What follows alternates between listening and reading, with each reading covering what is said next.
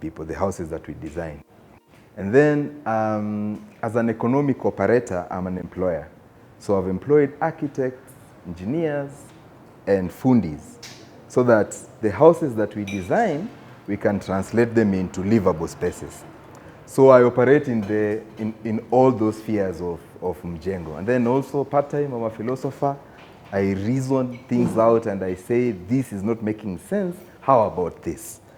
So I'm honored to be here. I'm happy to share my knowledge with you, and I hope you get something out of this. So let's begin. We know now that there'll be a lot of, I will detour from this presentation because my mind is erratic like that. So but you will get it. So when I need to go and talk about Adam Smith, just permit, and then we will come back to the main topic.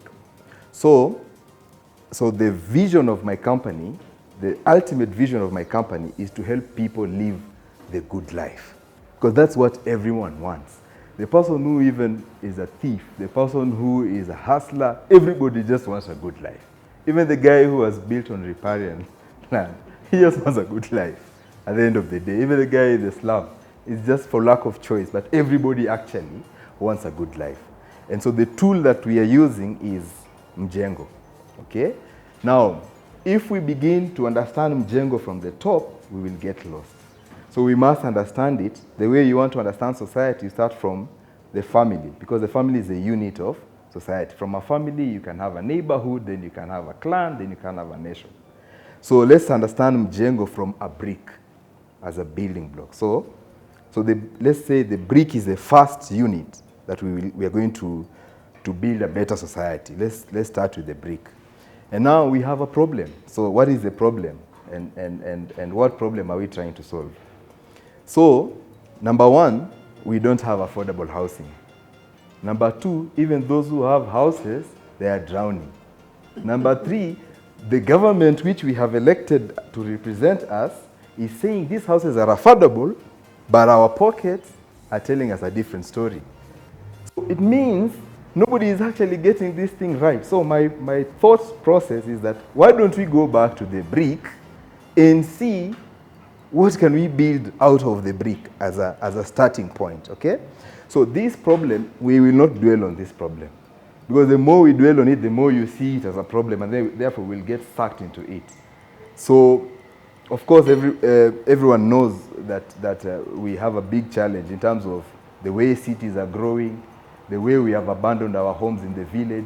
So it's a big problem that keeps compounding. And until we step back and start asking ourselves, what are we trying to solve, we will be unlikely to solve it. So that's the problem. If you were to ask what is the size of the market opportunity, just assume you have 1,000 people and they each want to build a house that costs them 6 million shillings. Already that's like a 60 billion shilling market opportunity. So you can compare that to the level of, let's say, corruption that happens, and then you realize this is actually a lot of money. And if we just stepped back, we will actually begin to solve the problems of society. Because if you can solve the housing problem, you will have hospitals, you will have schools, you will have libraries. We will have places where people can shelter when it actually floods, you see. So it's a fundamental problem in society. Now, I hope everyone has understood the problem and why housing is a key thing. Now, the next thing is, how does the problem manifest itself, okay? So you can see from this clip, this is someone called an architect, he shared it sometime. And you see, these people live in these places, you know. It's not even good to look at. And all the players that are in the game, they are unable to solve the problem. If you go to the bank, they tell you, okay, what property do you have? You do not qualify for a housing loan. So the bank cannot solve the problem. You go to the government, they say you must give this deposit and you must live on the 20th floor, a place you don't like. If you go back to the landlord, the end of the month comes too soon and your pay slip can't catch up. So it's a problem that manifests itself in so many ways, but everybody experiences it as stress. So that when it's at the end of the month, you're like, hey, rent imefika, okay? When you are about to retire, you're like, where will I go? You know, I've been in the village so long ago. Where will I go? So literally, everybody seems to be experiencing the problem, and all the big players, from the government to the circles. Even today morning, I read that Cusco, the body for cooperatives, has been implicated in like 500 million per year worth of a scandal in terms of getting to members' savings. Okay, so none of these players is solving the problem. So now, what are we saying? We keep comparing ourselves to Singapore. We say we are the Singapore of Africa. But what did the guy who was behind Singapore think about housing? So I went and dug, and I found in the parliamentary debate, you can find it. That is the reference. He said this, that he is trying to get a unique society set up out of extraordinary circumstances of near despair to become a 100%. So it's like the condition we are facing, where almost every other person that you thought has made it, like in Runda and elsewhere, they're actually drowning in their own making it, so to speak. And the guy in the slum is also suffering the same fate, okay? And the drainage is not working. So this guy was forming a nation from that standpoint. Of course, there were issues of them just having gotten independence and all that stuff. But basically, this is how he felt. He genuinely felt that he needs to set up, out of extraordinary circumstances, a 100% owning, property-owning democracy. Now, what kind of democracy do we have? I think the best way I would describe it is a paper-folding democracy. You fold a piece of paper, you throw it in a box, and then you hope magic will happen. And then after 5 years, you fold another piece of paper, maybe a pink one, and you throw it in a box.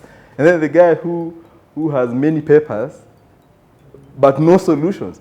Yet the thing that should be happening in a democracy is the succession of better ideas. So that the leadership in 1980 was agrarian, the leadership in 1990 is industrial, the leadership in the year 2000 is using AI. You see, now that's progress. It's not a paper-folding democracy. So we have a paper-folding democracy, where we fold pieces of paper, you queue, the next guy, the guy in front is a lunatic with an ID, the one behind is a fool. Now you're overpowered already. On the same queue, even before they count the votes, the guy in front of you and the guy behind you are making wrong choices. And you can't help it, because once these people are in power, they're like, okay, fine, we use money to buy you t-shirts and lessons. So let me not go into politics, but this was the vision of Kuan Yews, the Singapore. Now, how can we get here from our desperate situation? So I created this thing called Brothers Keeper. Okay, Brothers Keeper. You know, everybody knows the story of Cain and Abel, right? Like, yeah, it's like it's an easy thing to remember. So what we're saying is that already you're in a group. It's called Rotary. Okay, or you're in another group with your friends or family or your brothers and sisters. So in 1776 March, Adam Smith wrote a book called An Inquiry into the Causes of the Wealth of Nations. An Inquiry into the Causes of the Wealth of Nations. And in that book, he says that there is labor and there is capital. And he says that on the labor side, there is laboring cattle, oxen, nature, and man. Okay? So a cow can labor in a farm and dig.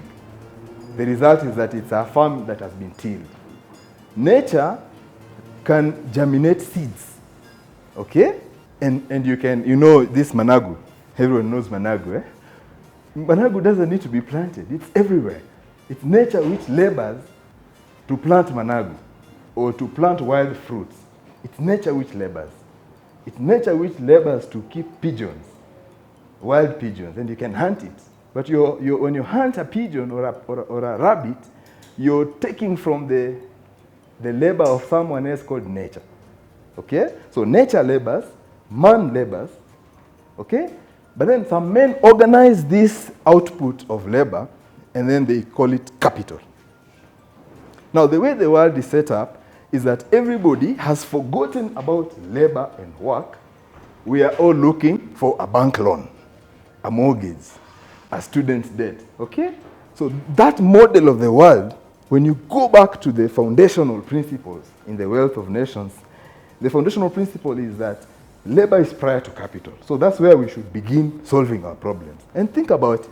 When you wanted your first car, you began with your own labor. What am I earning? How much can I repay? When you wanted whatever, you began from not alone. You began from labor. What can I produce?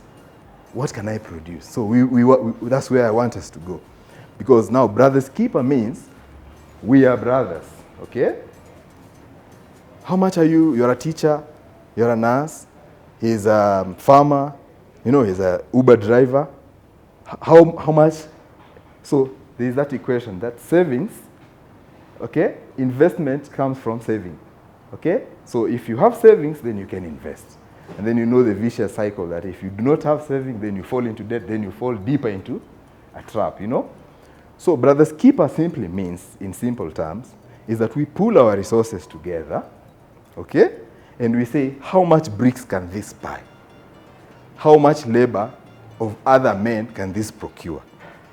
We need a school. Then you build the school. But then we must introduce another thing that is lacking, okay? We must introduce a replication model so that we can keep doing this, so that if in year 1 we had only 1,000 bricks, in year 2 we can have 10,000 and a brick factory, and then a window factory and all that stuff. So now let me explain how a brother's keeper works. So number 1, you form a group of serious people. And it's critical because this world is made up of unserious people and serious people. So you have to form a group of serious people. People whom, when you say we are putting down 10,000 every month, they will put down 10,000 every month. And the result of this is going to be freedom. That's the price. The reason why you have to have sacrifice is that you have to postpone this consumption of all your labor, because I'm building this model away from debt. I've not said you go and look for a loan or you go and borrow. No. We're going to start where Adam Smith said. He said that labor is prior to capital. So we want to begin with labor, and then we end up with some assets, okay? So you form a group with serious people. You identify potential properties, okay? Every property has a price. In Gikambura, an eighth of an acre is between 1.2 million and 2 million, okay? So if you're 10 people, we are saying raise from labor, not from borrowed. I'll explain why you should not borrow. You raise 120,000 each and you have this piece of property, okay? Remember what Lee wanted to achieve. A property owning democracy, okay? Keep that in mind. So now, let's say, whatever method you use, whether you want to contribute weekly or daily, it doesn't matter. So say you have this sum and you have the land. The next step then is to develop it, isn't it? So you're already on point number 4, you have the source of funds. So you purchase the land and you start building, but that's not where the magic is, because that sounds like what anyone can do. I'll explain where the magic comes in. So there are these 3 pillars: owning, sharing, in other words, commonwealth, and then growing. And at the back of this, I have this question, that did African societies have a master plan? So I'll take you to a short story from the Luo Boma. In the Luo Boma, the man of the house built his first house. And then when the children were growing, he built the first Simba for the firstborn, then the secondborn, then the thirdborn, then the lastborn near the gate. Now, when these children prosper, where is all the wealth on the balance sheet? It's on the father's land. Okay? So they've built their collateral there. And in other words, even if a foreign bank showed up, you can show up with this collateral of 7 houses and say, give me 100 million. Okay? So you can see that the African had a way of collateralizing, of increasing wealth, and there are no propertyless children. So we need to go back to that model, okay? Even though we are modern. We leave out the traditional Kienyeji things, then we say, look, can this model work in our modern setup? Now, what has happened in society from the time of our fathers to this time? It is called property law. So property law means you can chop off a piece of land, demarcate, and carry it in a briefcase. That's what property law means. You could not carry land in a briefcase, kitambo. It was all the Commonwealth. So what we are saying is this. Now remember we said you can purchase 1/8 of an acre. So let's go back again. We were in campus, by assumption. We were all in campus, okay? In campus for 4 years, or 6 years if you are an architect, you lived in how many rooms? How many rooms did you live in? Dogu. How many rooms did you live in when you're in campus? Like how many rooms had you booked at the campus residential space? 3. Hey, you are a rich man. How many rooms did you have? 1 room. You had how many rooms? How many? Now you leave campus, and then when you look at the market, you suddenly want to live in 4 years. For 4 years, even with a girlfriend and maybe a child, you were living in a room. So what I'm saying is this: when you get your first job, so let's just go back. There'll be a lot of going back and forth. So when you get your first job, and you are in the right group, let's call it Brother Skipper, Group A, and your salary is 70,000, and you have residual income, extra income of 30,000 shillings. What I'm saying is that with that 30,000 shillings and 5 other friends, you can get your first foot on your first piece of property. And that's what you see in this image. You see that first thing? That's the tiniest piece of land you can own today. This is how we used to live. This is what the property law says. So what you do, you build cottages. Don't say, I want a 3-bedroom, I deserve a 4. No. Just go with the same mindset you are in that room from campus, or you are graduated on the 4th year. Year 5, begin with 1 room. Then you work for 3 years. You do 6 houses. If you are 5, you do 6 units. The 6th one is the entertainment space, is the common space. Okay? So that on a Friday, instead of taking your money to the mkahawa or the club, you can say, can we call our girlfriends and just chill in this space and have stories? Okay? Like a small space. Okay? So that is the first test of owning property. Straight from campus, first job, that's your first property. And then you continue with the same model, because the model must replicate itself. Now you buy 1/8 of an acre. Now you can build a 2-bedroom house. But you see, there's no point where you've walked into the bank. You've done all this from labor. There's no point where you've gone to the bank. Now, what is the problem with borrowed money? Okay? Quickly. When you rent a house, so there are only several ways of being in a house. Either you rent it, or you own it, or you are homeless. So if you rent a house, you pay rent X to the landlord. The landlord takes that rent, skims his profit, and then pays the bank loan. So in other words, the house you rent is the same as a mortgage house. It's just that the landlord is an intermediary between the bank and you. What I'm saying is that the landlord has taken debt to provide you a house. Now, when you take a mortgage, if you take a 3 million shilling mortgage, you'll end up paying 9 million, isn't it? Which means 6 million that would have been used to grow the house as your family grows from 1 room to 3 rooms has gone where? To the bank. But this model is saying that as you prosper, your property is increasing, the number of rooms is increasing, your prestige and your class. And you're not trying to fake it, because your peers are on the same level with you.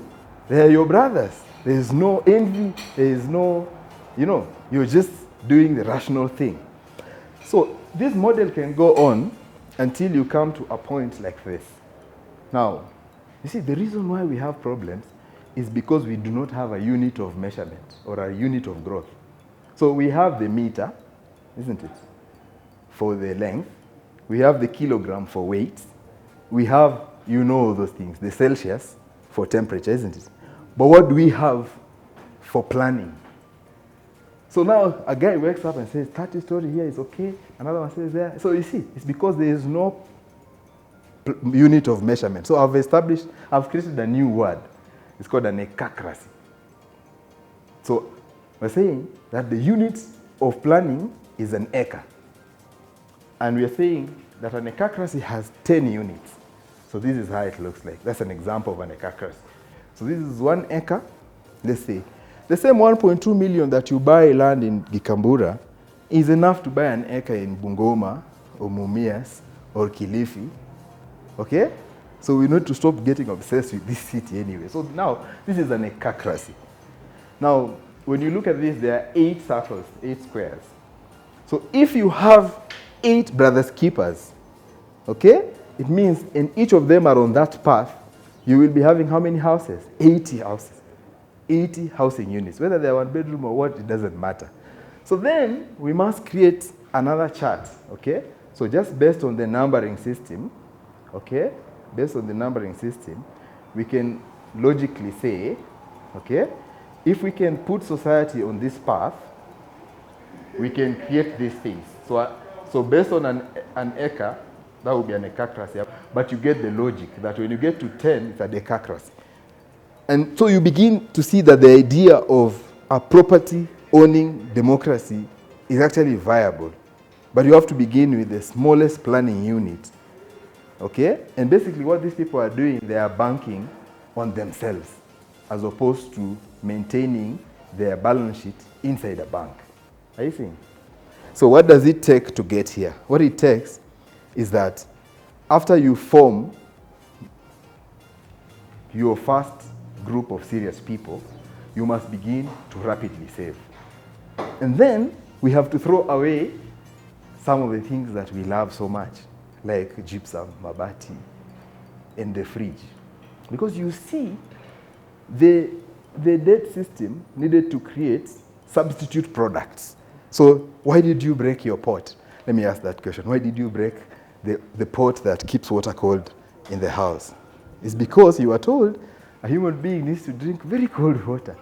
How many times do you go to the fridge and drink very cold water? So there was no reason to actually break the pot, isn't it? Logically, there was no reason to break the pot. And the same applies to so many industrial products, you're seeing. And it is these industrial products that break down, that force us to be even in more debt, okay? So there's a material problem where we are throwing away traditional knowledge. There's a planning problem where we are throwing away our brotherhood. Because right now, I have a sister who is an auditor, a brother who is an accountant, another one is a teacher. We are unable to cooperate. And basically, if you look at our problems, I have a teacher-related problem, he has an accounting-related problem, and we are all in the family, and we can't help each other because we are disjointed. So creating this kind of systems in society will begin to repair our society, and it will be, because you are holding each other accountable, everyone must learn to be truthful.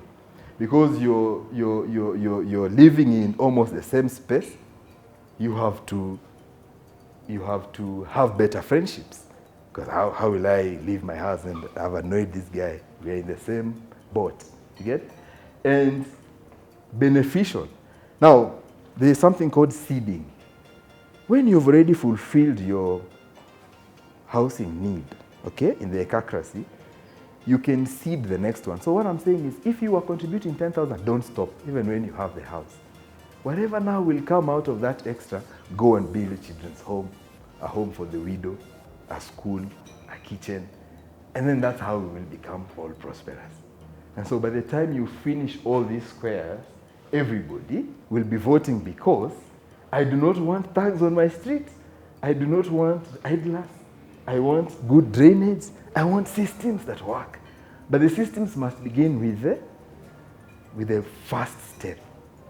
Because people who own property tend to be more responsible. You know the broken window theory, right? So having said all that, I don't know, am I making sense? Depending on the capacity that you have, you can even do it at a large scale. Like you can see, this is a master plan of 40 houses, okay, with a playground and basement parking. Now, what are the benefits? My company, we've created this thing as a software. You log in with your friends or individually, and we give you this dashboard. And suddenly, all my 15 years experience is now, within 1 minute, you have access to it. So we have architects there, engineers, quantity surveyors, so they simplify all these things. And it's almost gamified, like the way you see your Facebook updates, you know? So when you log in, you can find a dashboard, there'll be a library of houses to look at, there will be a single contract, there'll be, you can ask any questions, we will respond, okay? But that's not the important part. The important part is the theory of why are we doing this? To create a good life for the greatest number of people, okay? So having said all that, what is the potential of building together? You can see, you can create wealth, which means you can do other things. You can now industrialize. You can do other aspirational things, okay? You can replicate the model, which means no children now will be born propertyless. Because right now, it's like people are waiting for their parents to die so that they can resell whatever they've been handed over, you know? A prodigal son kind of situation, which is, it's bad, it breaks society. And then shared economic development. So having said all these things, I have a team of designers and I have a team of mafundi, and I'm there as a team leader. The greatest work we do is to build this team to be able to solve problems for people like you and me.